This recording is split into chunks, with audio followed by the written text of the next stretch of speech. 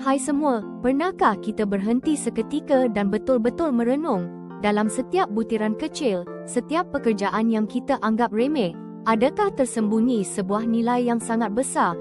Nilai yang mungkin kita sendiri tak pernah terfikir pun kewujudannya. Kita selalu fokus pada yang besar, tapi kadang yang kecil itulah intinya.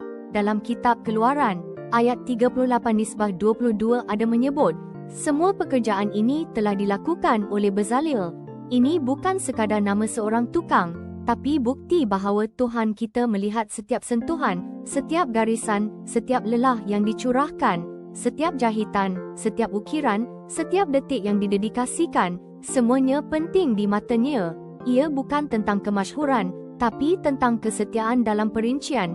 Jadi, apa pun yang kita sedang kerjakan hari ini, sama ada mengemas rumah, menyediakan makanan, menulis laporan, atau membantu sesiapa pun, ia boleh jadi sebuah ibadah yang suci. Bila kita melakukannya dengan hati yang penuh kasih, dengan niat untuk memuliakan Tuhan, setiap usaha kecil kita akan menjadi agung dan dihargainya.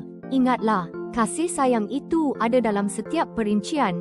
Marilah kita terus berikan yang terbaik dalam setiap aspek hidup kita, kerana itulah tanda cinta kita kepada Dia.